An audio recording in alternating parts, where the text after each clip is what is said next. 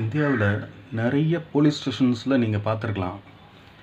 வண்டி சில வண்டிகள்லாம் இந்த கடத்திட்டு போயிட்டாங்க, இது ஆக்சிடெண்ட் கேஸு, கடத்தல் கேஸு இப்படின்னு சில சில வண்டிகளில் பல வண்டிகள், அதாவது மோட்டார் பைக்கில் இருந்து பெரிய பெரிய lorry, JCB, truck, bus, car, இப்படி ஹையர் அண்ட் மாடல் வரைக்கும், ஒரு சின்ன டிவிஎஸ் ஒரு லோயர் அண்ட் மாடலில் இருந்து ஹையர் அண்ட் மாடல் வரைக்கும் விதவிதமான வண்டிகள் வந்து சீஸ் பண்ணி வச்சுருப்பாங்க.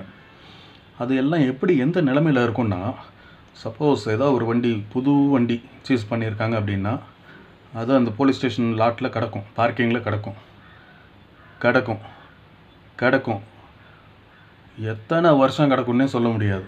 ஏன்னா அந்த கேஸ் முடியணும்.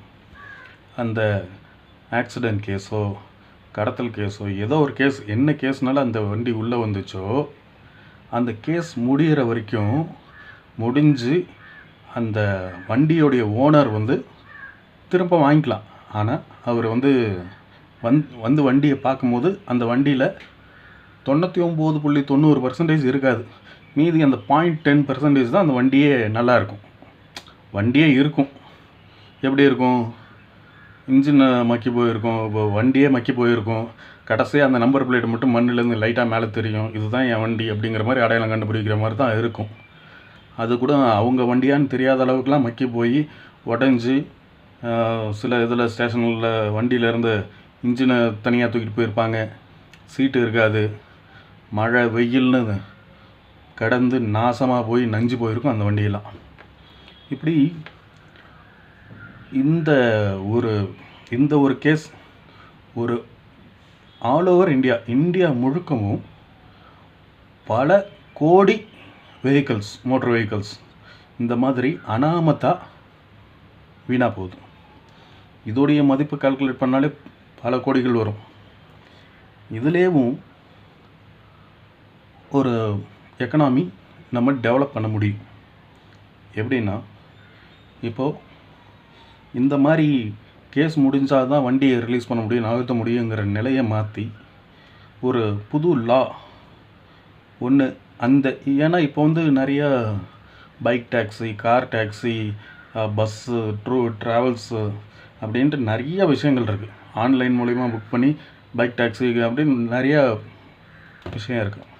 அதே மாதிரி நிறைய பேர் வேலை கிடைக்காம ரொம்ப ஏழ்மை நிலையில் ஒரு வண்டி இருந்தால் ஓட்டி பொழைச்சிக்குவேன், ஒரு கார் இருந்தால் வாடகை ஓட்டி பொழைச்சிக்குவேன், ஒரு டூ வீலர் இருந்தால் ஒரு ஜொமேட்டோவாவது ஜாயின் பண்ணி பொழைச்சிக்குவேன், ஒரு ஸ்விக்கியில் ஃபுட் டெலிவரியாவது பண்ணி பொழைச்சிக்குவேன், ஒரு ஏதாவது ஒரு ஆக்டிவாக மாதிரி ஒரு வண்டி இருந்துச்சுன்னா ஏதாவது ஒரு 4 ஜாமான் வாங்கி போட்டு தெருவாக கொண்டு போய் கூட விற்று பொழைச்சிக்குவேன் அப்படின்ற நிலமையில் நிறைய பேர் இருக்காங்க. ஆனால் வண்டி வாங்க முடியாத நிலமையில் இருப்பாங்க.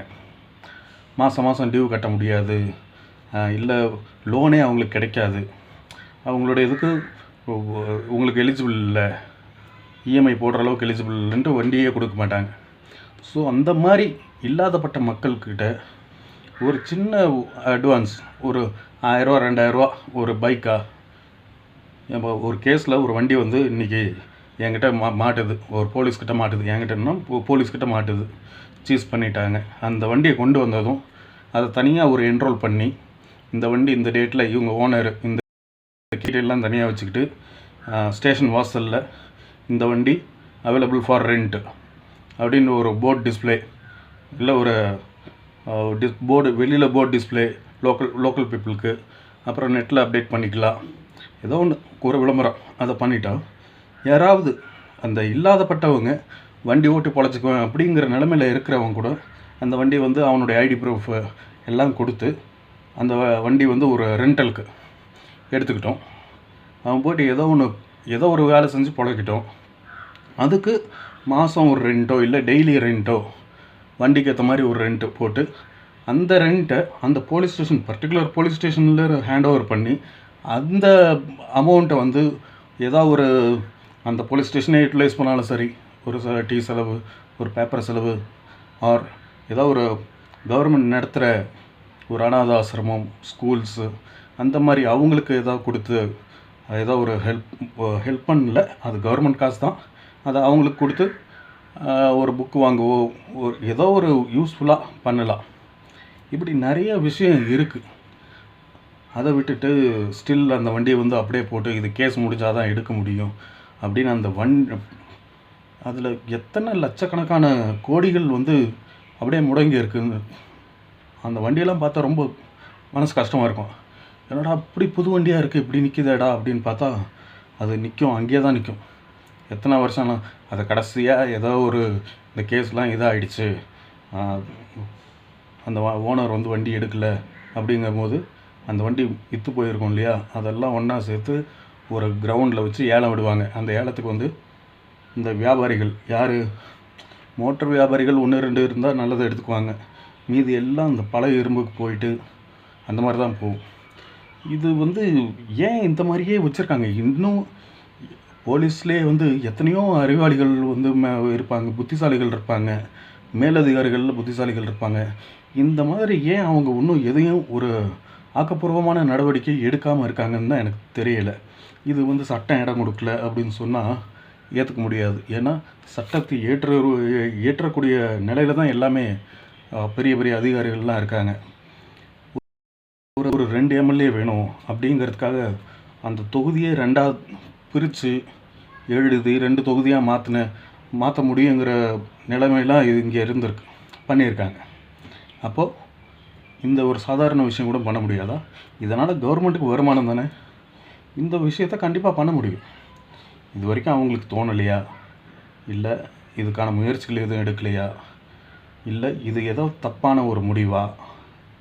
இது சரியான முடிவாக இருந்தால் வீடியோக்கு ஒரு லைக் பண்ணுங்கள். முடிவுன்னு இல்லை, ஒரு சஜஷன். இது என்னோடய சைட்லேருந்து திடீர்னு தோணுச்சு. நேற்று ஒரு போலீஸ் ஸ்டேஷனை கிராஸ் பண்ணும்போது அத்தனை வண்டி, ஹையர் அண்ட் வண்டி, புல்லட்டு, ஒரு புல்லட்டும் 2 லட்ச ரூபா 3 லட்ச ரூபா இப்போது. பெரிய வண்டினா அந்த 250cc வண்டி, ரேஸ் பைக், சூப்பர் பைக்ஸு, அந்த மாதிரிலாம் இருக்குது. அந்த மாதிரிலாம் வந்து நிற்கும் போது புது வண்டி அப்படியே சூஸ் பண்ணி வச்சுருக்காங்க. அப்போ என்னென்னா, அந்த யாரோ ஒரு முதல் போட்டு வாங்கியிருக்கான், அவன் ஏதோ ஒரு தப்பு பண்ணி மாட்டிக்கிட்டான். அவன் தப்பு பண்ணதுக்கு இந்த மோட்டார் சைக்கிள்ஸ்க்கு எதுக்கு தண்டனை கொடுக்கணும்? அதை ஒழுங்காக ப்ராப்பராக யூட்டிலைஸ் பண்ணால் ஒரு வருமானம் எடுக்கலாம். இல்லை இதை யாராவது ஒரு ஸ்டார்ட் அப்பாக கூட பண்ணலாம். பெரிய இன்ஃப்ளூயன்ஸில் இருக்கிறவங்க, டிஜிபி லெவல் தெரியும், இல்லை எனக்கு வந்து முதலமைச்சர் லெவல் தெரியும் அப்படிங்கிறவங்க இதை எனக்கு கான்ட்ராக்டாக கொடுங்க, இதை வந்து நான் ஒரு ஸ்டார்ட் அப்பாக பண்ணுறேன், இத்தனை பைக்கு என்ரோல் பண்ணியிருக்கீங்க, எங்களுக்கு கொடுங்க, நாங்கள் வந்து அதே சேம் கண்டிஷன், அந்த ஓனர் வந்து கேஸை முடிச்சுட்டு திரும்ப வந்து கேட்கும்போது சேம் கண்டிஷனில் நாங்கள் கொடுத்துட்றோம் அப்படின்னு ஒரு ஸ்டார்ட் அப்பாக கூட எடுத்து பண்ணால் அவங்களுக்கு ஏதோ ஒரு வருமானம், அவ்வளோதான்.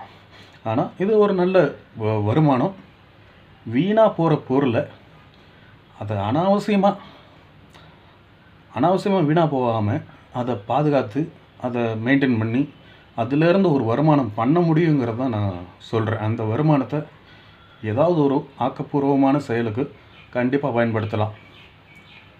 என்ன இப்போ ஒவ்வொரு ஸ்டேஷன்லேயும் போகும்போது வர குற்றவாளிகள்லேயே வந்து இது டீ வாங்கிட்டு வா, பேப்பர் வாங்கிட்டு வா, இதை வாங்கிட்டு வா, அதை வாங்கிட்டு வான்னு கேட்குறாங்க இல்லையா? குறைஞ்சபட்சம் அந்த செலவுக்காவது அவங்களுக்கு ஆகும். ஸ்டேஷன் மெயின்டெனன்ஸ், அதே மாதிரி அந்த பார்க்கிங் லாட்டும் கொஞ்சம் ஃப்ரீயாக இருக்கும். அதாவது ஸ்பேஸ் கொஞ்சம் நல்லா இருக்கும். அங்கே ஏதாவது ஒரு சின்ன ஒரு ஃப்ளவர் கார்டன் மாதிரி கூட வச்சு அழகாக இருக்கும். ஒரு ப்ளசண்ட்டாக, ஒரு போலீஸ் ஸ்டேஷன் வரது கூட கொஞ்சம் ப்ளசண்ட்டாக இருக்கிற மாதிரியாவது பார்க்கலாம். அத்தனை வண்டிகள், அவ்வளோ வண்டிகள் பார்க்க டேய் ஏன்டா இப்படி இருக்கீங்க அப்படின்ற மாதிரி தான் தோணுது. அவன் தப்பு பண்ணவன் அவனை விட்டுருங்க. ஆனால் அவ்வளோ அது ஒரு ஹியூஜ் இன்வெஸ்ட்மெண்ட்டு. ஃப்ரீயாக இது கிடைக்குது. அதை ப்ராப்பராக அந்த சமயத்தில் யூட்டிலைஸ் பண்ணி நிறைய விஷயங்கள் பண்ணலாம். இதெல்லாம் இந்த கவர்மெண்ட் பண்ணுவான்னு தெரியல. இனி வர கவர்மெண்ட்டாவது இதெல்லாம் கன்சிடர் பண்ணணும்னு நான் நினைக்கிறேன். ஸோ இன்றைக்கி வந்து இப்படி தோணுச்சு. இது ஒரு ஆக்கப்பூர்வமான ஒரு நல்ல எண்ணம் தான் அப்படின்னு நினச்சிங்கன்னா ஓகே, ஒரு லைக் பண்ணுங்கள். இதை வந்து முடியும், செயல்படுத்தலாம், இதை வந்து கவர்மெண்ட் கன்சிடர் பண்ணலாம் அப்படின்னா ஒரு 4 பேருக்கு ஷேர் பண்ணுங்கள். இதே மாதிரி வேறு ஏதாவது உங்களுக்கு தெரிஞ்சு கண்ணுக்கு எதிரில் அனாவசியமாக வீணாக போகிறத பற்றி உங்களுக்கு ஏதாவது தெரியுமா? அனாவசியமாக இதெல்லாம் வந்து ப்ராப்பராக யூஸ் பண்ணலாம், இதெல்லாம் இப்படி யூஸ் பண்ணால் வேறு எதுக்காவது ஒரு ஆக்கப்பூர்வமான ஒரு ஃபண்டிங்க்கு பண்ணலாம். எனக்கு தெரிஞ்ச இன்னொன்று இருக்குது. இந்த வீடு காம்ப்ளெக்ஸு இது பெரிய பெரிய பில்டிங்ஸ்லாம் வந்து சொத்து தகராறு, நிலத்தகராறு அப்படின்னு நிறுத்தி வச்சுருப்பாங்க. அந்த மாதிரி கூட அதெல்லாம் கூட கவர்மெண்ட் அண்டர்டேக் பண்ணி வாடகைக்கு விட்டு அந்த கேஸ் முடிகிற வரைக்கும் கவர்மெண்ட் அந்த வீடை வாடகைக்கு விட்டு அதை அண்டர்டேக் பண்ணி வாடகை விட்டு அந்த வாடகையை கவர்மெண்ட் யூஸ் பண்ணலாம். இந்த மாதிரி வேறு ஏதாவது உங்களுக்கு தெரிஞ்ச விஷயங்கள் இருக்கா? இருந்ததுன்னா கமெண்ட் பண்ணுங்கள். அதை பற்றி ஏதாவது பேச ட்ரை பண்ணலாம். தேங்க்யூ.